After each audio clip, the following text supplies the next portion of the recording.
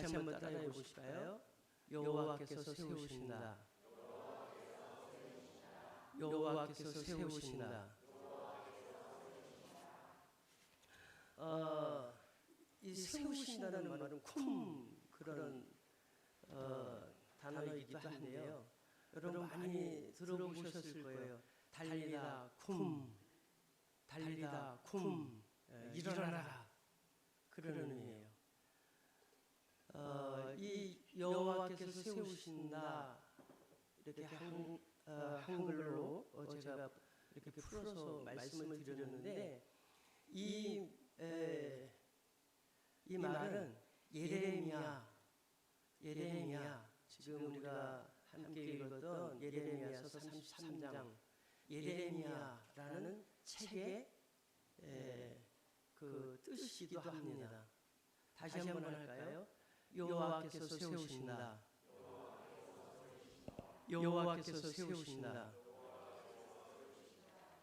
하나님의 말씀에 하나님께서 열면 어때요?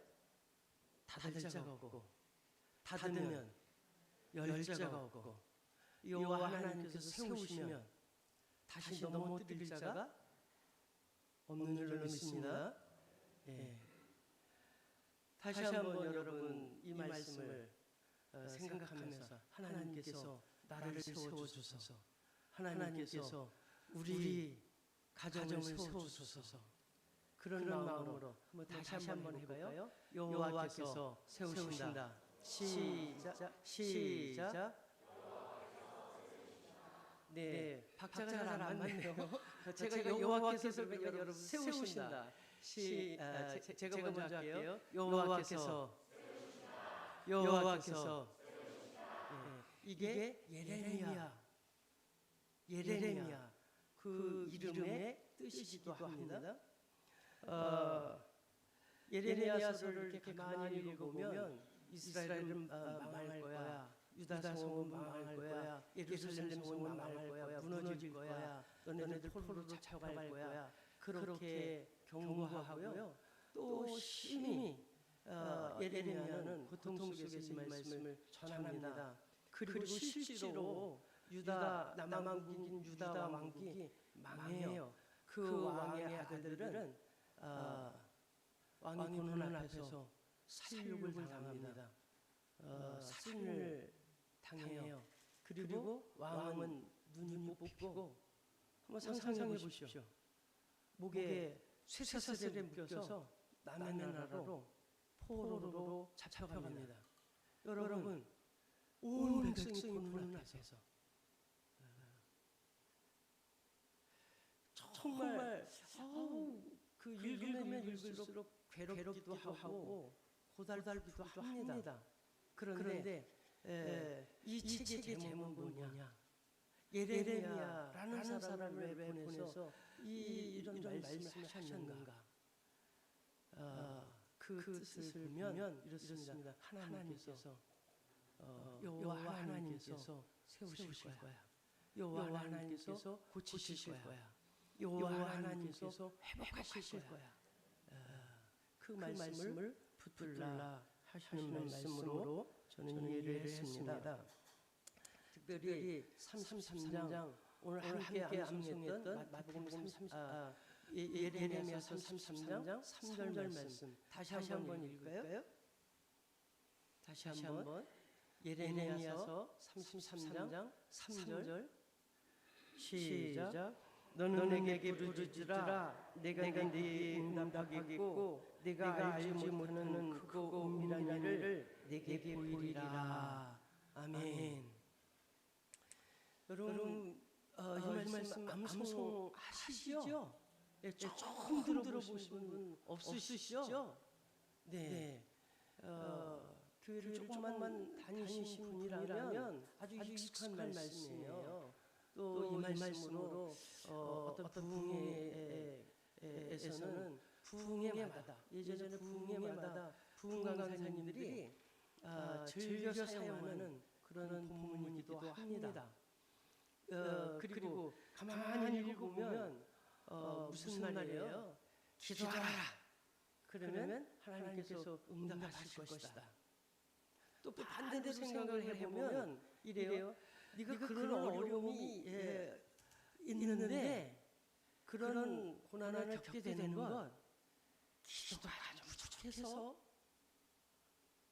혹은 좀 더 발전하면 믿음 생활이 부족해서 예배를 제대로 안 드렸기 때문에 그렇게 들을 수도 있고요. 또 그렇게 해석을 했는데 여러분 기도하면 하나님께서 여러분의 원하는 바들을 다 들어주실 줄로 믿습니다. 올 한 해 그런 은혜가 넘쳤으면 좋겠습니다.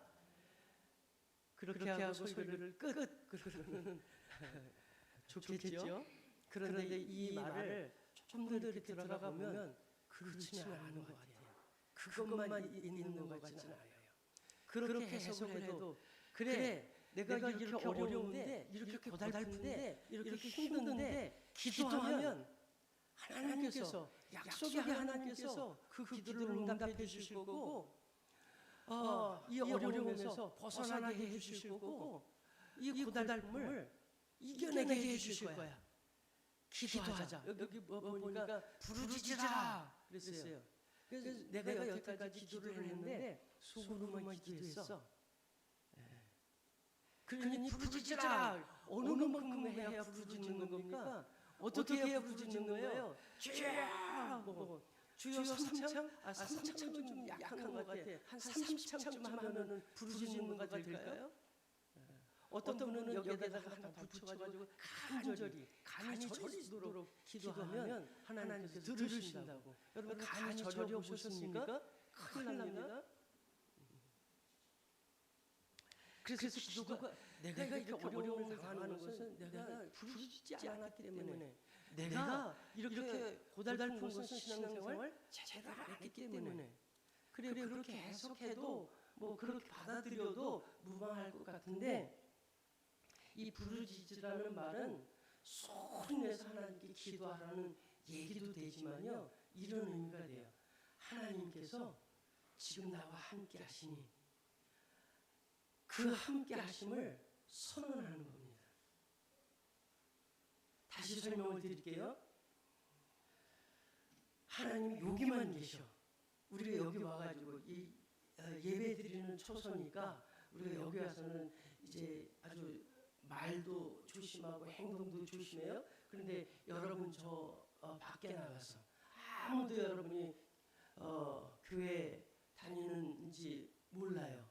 그럴 때 여러분은 어떻게 행동하십니까? 여전히 권사님으로 장로님으로 목사로 또 뭐 성도로 그렇게 살아가십니까? 그렇게 사셔야 돼요. 그런데 우리가 어느 때는 그걸 잊어버리고 살 때가 있잖아요. 그러니까 이게 부르짖으라 그거는 하나님께서 지금 나와 함께 하셔. 하나님이 지금 나를 보고 계셔.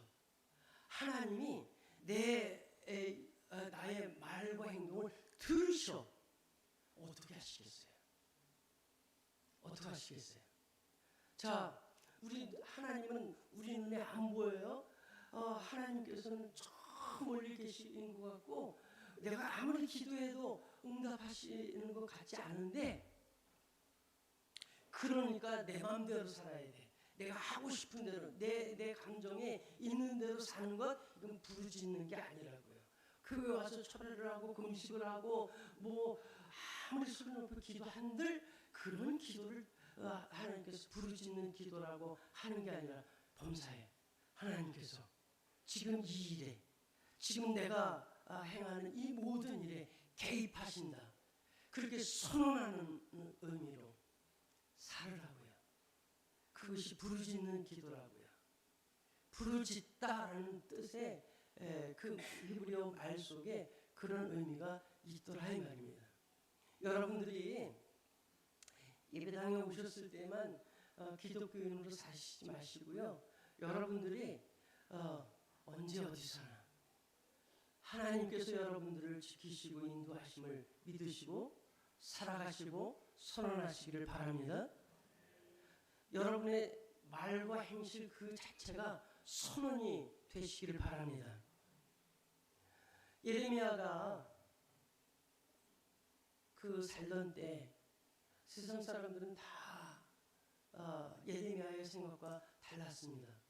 이 나라는 하나님께서 세우시고 하나님께서 지키시고 하나님께서 붙드실 건데 저들은 자꾸 바벨론의 의지에서 이 나라를 지키려고 그러고, 또 혹은 애굽의 의지에서 지키려고 그러고, 또 혹은 성전을 어떻게 잘 보수를 하고 그래서 열심히 종교 생활을 하면 그들이 보호를 받을 거라고 생각을 했더라 이 말입니다.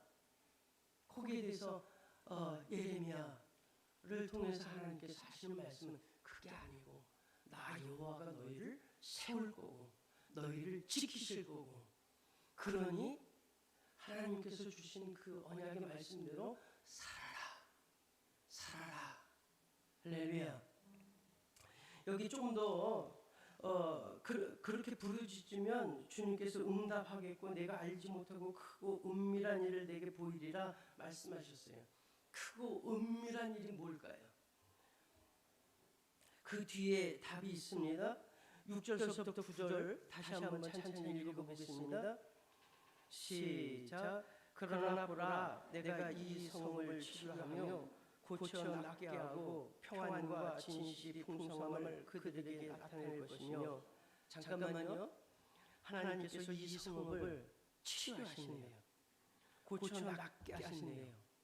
평안과 진실이 풍성함을 그들에게 나타내시네요.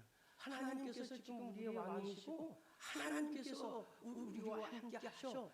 그렇게 믿고 그렇게 말하고 그렇게 행동하면 고치신대요. 낫게 하신대요. 할렐루야.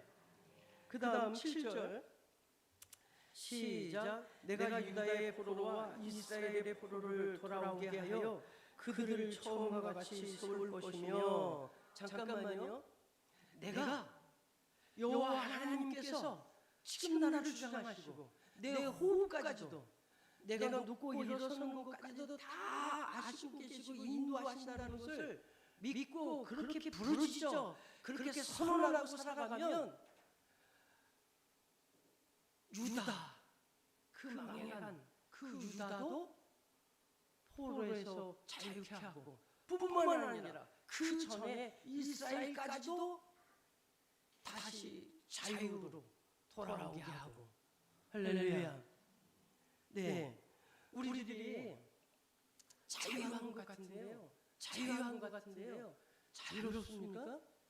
자유롭습니까?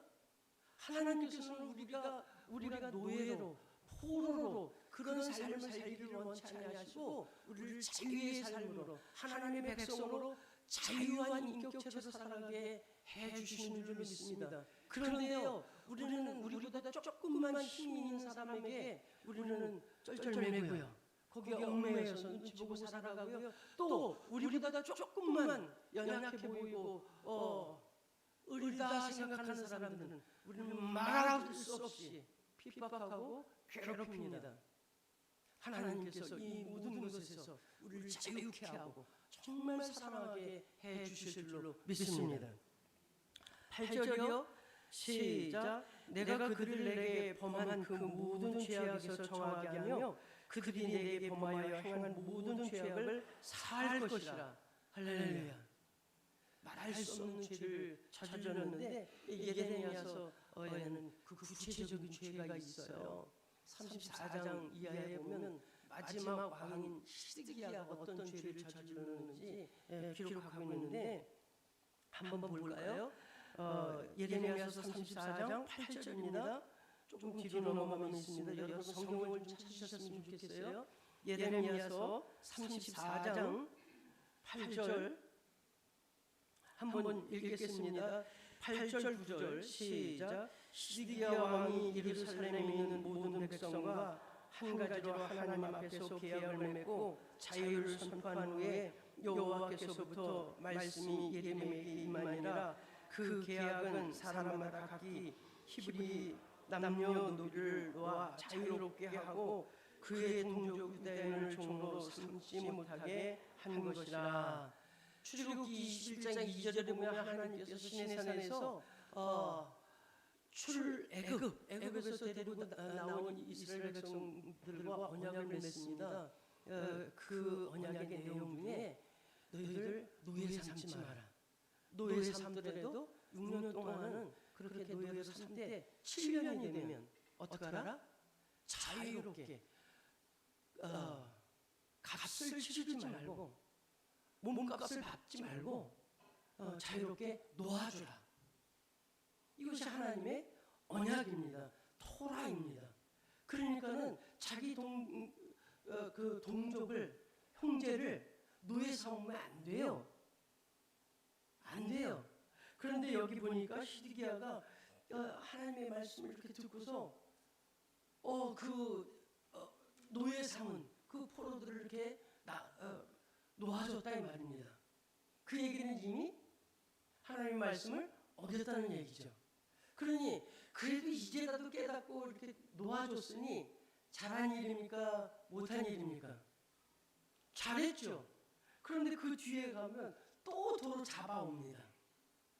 성경에는 여기까지만 기록을 하고 있어서 왜 노예를 풀어주고 또 다시 잡아오고 그랬을까?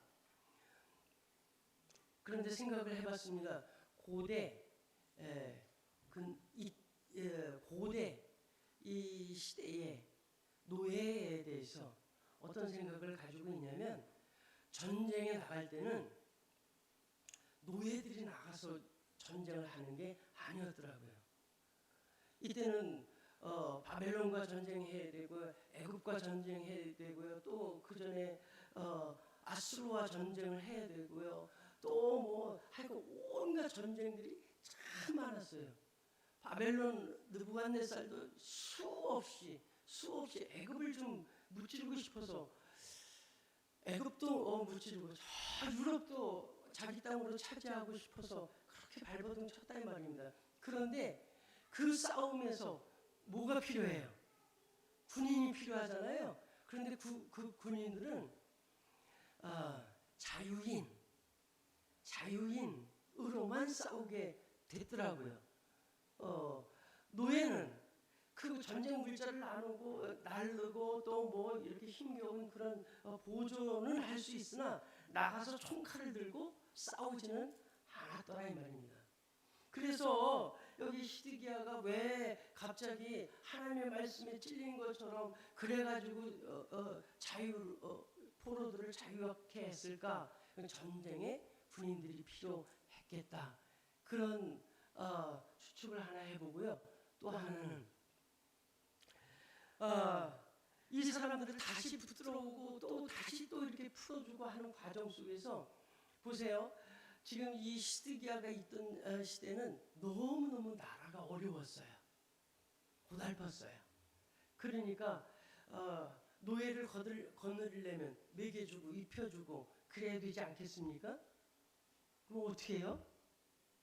우리도 제가 어렸을 때 이렇게 들은 그런 이야기들이 있는데, 입 하나 줄이는 게 얼마나 큰 일인데, 돈 벌어오는 것보다도 수입은 한정돼 있어요. 입 하나 줄이는 게 어떤 건데, 이해가 되십니까?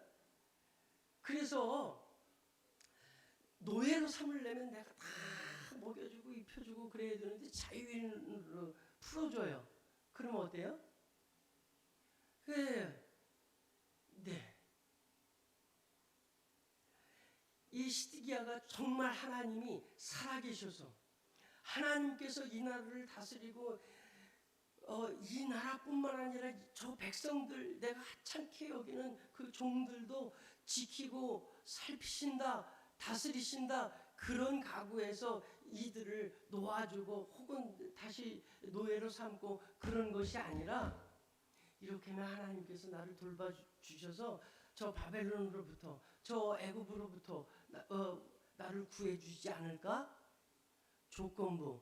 우리가 그렇게 살지 않습니까? 신앙생활 어때요? 하나님, 내가 이렇게 하면 하나님께서 복 주셔서, 이렇게 하면 하나님께서 내게 은혜 주셔서 이렇게 잘 되지 않을까요? 우리가 부르짖어 기도할 때에 어떤 생각을 가지고 하십니까? 내가 가지고 있는 생각이 있어요. 내가 원하는 바가 있어요. 그걸 이루기 위해서 하나님을 이용할 때가 여러분은 절대 없으신 줄 압니다. 절대 없으신 줄 압니다. 시드기야의 마음속에 그러했다 이 말입니다. 이거 성경의 기록이 세세하게 안 됐으니 그런지 안 그런지는 모르겠는데 앞뒤 전후를 보니까 그럴 수도 있더라. 또 이 말씀을 읽으면서 이건 시드기야가 저지른 죄야 그러기보다는 제가 그렇더라고요. 이제까지 지내오면서 복음, 예수 그렇게 말하면서 그것을 어떤 나의 이익의 재료로 그랬더라 이 말입니다. 이 죄에서 이 죄를 깨닫게 하고 이 죄에서 벗어나서 하나님께 이제 온전히 하나님의 마음을 헤아리고 살아가는 저와 여러분 되시기를 축복합니다. 올 한 해도 여전히 말씀을 붙들고 살아가려고 결심을 했습니다. 이것이 우리 교회의 부흥을 위해서 우리의 건강을 위해서 어떤 유익이 있다기보다는 그것이 문제가 아니고 어떻게 하면 여호와 하나님께서 정말 살아계신 하나님으로 내 인생, 내 발걸음을 인도하시는 하나님과를 알아가는 과정이었으면 좋겠습니다. 그리고 하나님을 이용하려고 했던 그런 탐욕, 그 모든 것이 사라지고 하나님의 백성으로 조금 더 다가가는 올 한 해가 되었으면 좋겠습니다. 예레미야서 33장 9절 말씀을 다시 한번 돌아와서 함께 읽겠습니다. 예레미야서 33장 9절 시작. 이 성읍이 세계 열방 앞에서 나의 기쁨 이름 찬송과 영광이 될 것이요 그들은 내가 이 백성에게 베푼 모든 복을 들을 것이요 내가 이 성읍에 베푼 모든 복과 모든 평안으로 말미암아 두려워하며 떨리라. 다시 한 번만요. 이것이 여호와 하나님께서 이스라엘을 세우신다는 약속의 말씀입니다. 크고 은밀한 말씀으로 저는 받아들입니다. 여러분도 하나님께서 세우시면 이런 일이 있겠구나 상상하시고 마음에 담으시고 여호와 하나님께 부르짖는 저와 여러분 되셨으면 좋겠습니다. 다시 한번 33장 9절 시작. 이 성읍이 세계 열방 앞에서 나의 기쁨 이름이 될 것이며 찬송과 영광이 될 것이요 그들은 내가 이 백성에게 베푼 모든 복을 들을 것이요 내가 이 성읍에 베푼 모든 복과 모든 평안으로 말미암아 두려워하며 떨리라. 아멘. 이스라엘은 포로로 잡혀갔어요. 왕도 없어요. 그들을 다스리는 사람도 없습니다. 그저 노예의 삶으로 살아갑니다. 거기에 아니 이 말이 가당키나 합니까? 안 돼요. 아니 그 유명한 솔로몬도 못했는데 그 왕 중에 왕이라고 하는 솔로몬도 이루지 못했는데 아니 저 바벨론이라면 좀 할 수 있을까? 아니 저 큰 대제국 애굽이라면 할 수 있을까? 그런데 우리같이 이렇게 찌질이 이렇게 못난 우리들이 어떻게 할 수 있을까? 아니 세계 가운데 기쁨이 되는 이름이 가당키나 해. 저 미국이나 좀 할 수 있지. 저 중국이나 할 수 있지. 무슨 나라가 못하는데 내가 어떻게 해. 그럴 수 있어요. 난 안 돼. 틀렸어. 이 나이에. 하나님께서 하시는 말씀, 여호와를 인정하면, 선언하면, 여호와를 선포하면 하나님께서 그를 이렇게 만들어 주신다고요. 이 복을 예레미야에게 선포합니다. 이스라엘에게 약속합니다. 오늘 저와 여러분에게 선포합니다.